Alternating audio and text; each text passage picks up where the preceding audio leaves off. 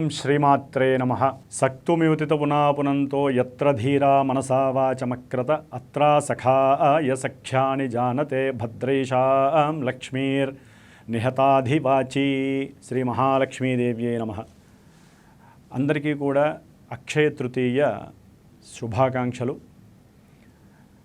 అక్షయ తృతీయ ఇది మనకి నూతన సంవత్సరం. ఈ శ్రీ విశ్వావసు నామ సంవత్సరంలో చైత్రమాసం అయిపోగానే వైశాఖ మాసం రెండో మాసం మహావైశాఖి అంటే పౌర్ణమి రోజున మహావైశాఖి అంటారు. దానికి ముందుగా చంద్రుడు చక్కగా వృద్ధి చెందేటటువంటి రోజుల్లో మనకి అక్షయ తృతీయ అనేటటువంటిది విశేషమైనటువంటి పండగగా మనం భావించాలి. ఎందుకంటే క్షయము కానటువంటిది అది ఏదైనా కానివ్వండి.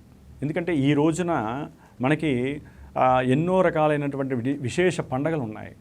గంగా నది ఆ యొక్క భూమి నుండి భూమికి దిగి వచ్చినటువంటి రోజు ఈ యొక్క గంగ అంటే అక్షయం. ఎప్పుడు కూడా చూడండి, కాశీలో కానివ్వండి, ఏదైనా సరే ఆ గంగా నది పారేటటువంటి ఏ ప్రదేశము కూడా ఎండిపోదు. దాన్ని అక్షయ అంటారు. అట్లాగే కుబేరుడికి దేవతలందరూ కూడా ఈ రోజున ఈ అక్షయ తృతీయ రోజునే సమస్త సంపదలు, అది వెండి కావచ్చు, రాగి కావచ్చు, బంగారం కావచ్చు, వజ్రాలు కావచ్చు, వైఢూర్యాలు కావచ్చు, ఎన్ని రకాలైతే సంపదలు ఉన్నాయో అంటే భూమి లోపల ఉండేటటువంటి గనులు కానీ మినరల్స్ కానీ ఏదైనా సరే అన్ని లోహాలకి అన్ని రకాలైనటువంటి వాటన్నిటికీ కూడా సంపదలన్నిటికీ కుబేరుణ్ణి నియమించారట. ఆ యొక్క సంపదలన్నింటినీ కూడా కాపాడేటటువంటి రక్షకుడుగా.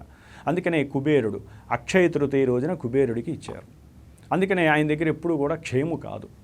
అట్లాగే గంగానది నీటికి సంబంధించినటువంటిది అక్షయ తృతీయ. అంతేగాని మనము ఎప్పుడు కూడా బంగారం కొనుక్కోవడానికి సరే వ్యాపారస్తులు వారికి ఉండేటటువంటి ధర్మం వారికి ఉంటుంది. వ్యాపార వృద్ధి కోసం, ఆకర్షణ కోసం దీన్ని కొన్ని సంవత్సరాలు బట్టి దీన్ని వృద్ధిలోకి చేసుకున్నారు. సరే, బంగారం కొనటం వలన లోపం లేదు, దోషం లేదు.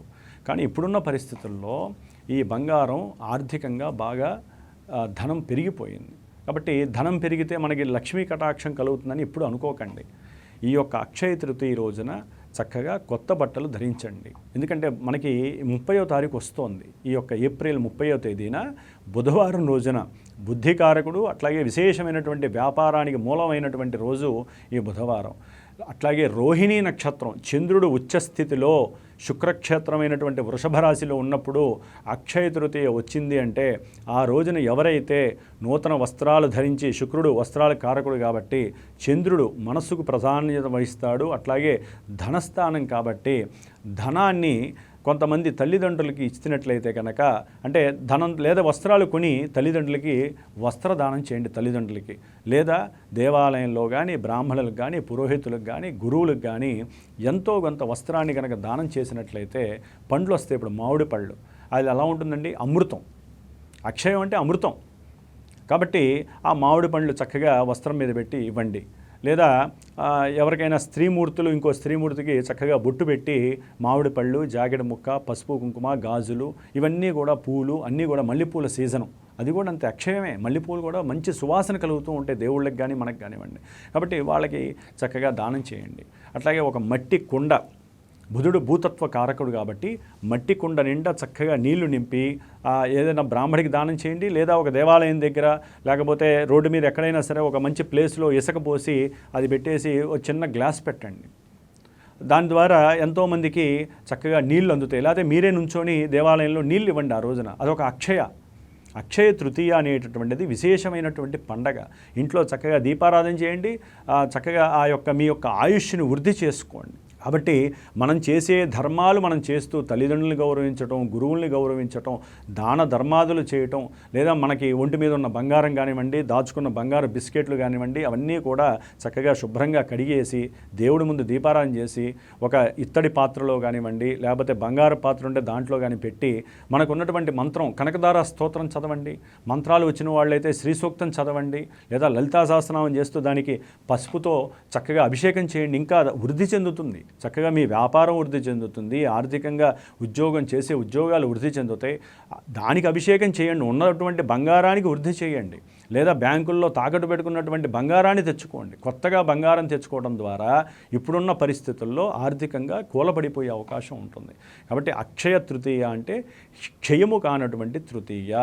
మరి ఈ రోజునే మనకి గంగాదేవి అవతరణ కలిగింది, పరశురాముడి యొక్క జయంతి కలుగుతోంది, అంతటి సింహాచలంలో చందనోత్సవం జరుగుతోంది. కాబట్టి ప్రతి దేవాలయంలో రంగరంగ వైభవంగా జరగాల్సినటువంటి పండగ అక్షయ తృతీయ. కాబట్టి అందరూ కూడా చక్కగా ఈ యొక్క క్షయము కానటువంటి తృతీయని, అక్షయ తృతీయని చక్కగా ఆనంద ఉత్సవాలతో బంధువులతో చక్కగా మాట్లాడుకోవటం, అట్లాగే తల్లిదండ్రులని గౌరవించటం, ఉన్నటువంటి బంగారాన్ని శుభ్రం చేసుకొని దేవుడి ముందు పెట్టి అలంకారం చేసి అభిషేకం చేసి మరలా మీరు ధరించుకొని నూతన వస్త్రాన్ని ధరించి ఏదో మనకు తోచిన పిండి వంటలు దేవుడికి నైవేద్యం పెట్టి మీరు భుజిస్తే మన ఇంట్లో ఎప్పుడూ కూడా అక్షయం నిలబడి ఉంటుంది. ఎందుకంటే అంతటి పాండవులు అజ్ఞాతంలో ఉన్నప్పుడు సూర్య భగవానుడు ఒక చక్కగా దివ్యమైనటువంటి బంగారు పాత్రని ఇచ్చాట ఈ రోజున, అక్షయ తృతీయ రోజున. కాబట్టి ఆ యొక్క పాత్రతోనే మరి అక్షయ తృతీయ, అక్షయ పాత్ర అనేటటువంటి పేరు వచ్చిందని చెప్పి శాస్త్రం చెబుతోంది. అట్లాగే మనకి ఇలా ఎన్నో విధాలైనటువంటి గాథలు, కథలు, పురాణాల్లో అక్షయ తృతీయ గురించి చెప్తుంటే ఓన్లీ బంగారం కొనాలి అనేటటువంటి విషయాన్ని మాత్రమే హైలైట్ చేసి ఈ అక్షయ తృతీయని దారి మళ్లించేటటువంటి ప్రయత్నం చేస్తున్నారు. కాబట్టి అక్షయ తృతీయని చక్కగా ఒక పండగలా చేసుకోండి. ఈ రోజున మనసులో ఏది కోరుకుంటే అది ఈ సంవత్సరం అంతా జరుగుతుంది. వ్యాపారం ఏది ప్రారంభం చేసినా చక్కగా వృద్ధి కలుగుతుంది. బంగారం కొనటం వలన కాదు, బంగారాన్ని ఆరాధించటం, 10 మందికి ఏదైనా సరే అన్నదానం చేయండి, లేదా నీళ్ల దానం చేయండి, వస్త్రదానం చేయండి, గురువులను ఆరాధించండి, లేదా దేవాలయంలో ఏ బ్రాహ్మణులకు చక్కగా 5 రకాలు, బుధవారం కాబట్టి కూరగాయలు దానం చేయండి, స్వయం పాకం ఇవ్వండి. ఇట్లా ఎన్నో రకాల దానాలు వదిలేసేసి మనం కొని తెచ్చుకొని ఇదే అక్షయ తృతీయ అని చెప్పి ఆనందించడం అనేది అక్షయ తృతీయ కాదు. కాబట్టి అక్షయ తృతీయని అందరూ ఆనందించుకొని ఆనందంగా చేసుకుంటూ మనకు ఉన్నటువంటి ఉగాది, అక్షయ తృతీయ, అట్లాగే దీని మహావైశాఖి అంటారు, మార్గశిర పౌర్ణమి, ఇట్లా కొన్ని విశేషమైనటువంటి పండుగలు ఉంటాయి. కాబట్టి దాంట్లో అక్షయ తృతీయని ఆరాధించుకుంటూ దైవారాధన చేసి కనకధారాస్తవం ఆదిశంకరాచార్యులు వారు మరి భిక్షాటనకి వెళ్ళి చక్కగా మనకి బంగారంతో చేసినటువంటి ఉసిరికాయలు రాలినటువంటి రోజు కాబట్టి కనకధారా స్తోత్రాన్ని చక్కగా ఈ రోజులో ఒకసారో 5 సార్లు 11 సార్లు చదివి ఆదిశంకరాచార్యుల వారి యొక్క అనుగ్రహాన్ని కూడా మనం పొందేటట్టుగా ఉండాలే తప్ప మనం ఎంత కష్టపడితే అంత లాభం వస్తుంది. దాన్నే అక్షయ అంటారు. కాబట్టి అక్షయ తృతీయని అందరూ చక్కగా జరుపుకుంటూ ఉన్న బంగారాన్ని వృద్ధి చేసుకొని ఆనంద పారవస్యంగా చక్కగా జీవితాంతం వృద్ధి చెందాలని ఆశీర్వదిస్తూ అక్షయ తృతీయ శుభాకాంక్షలు.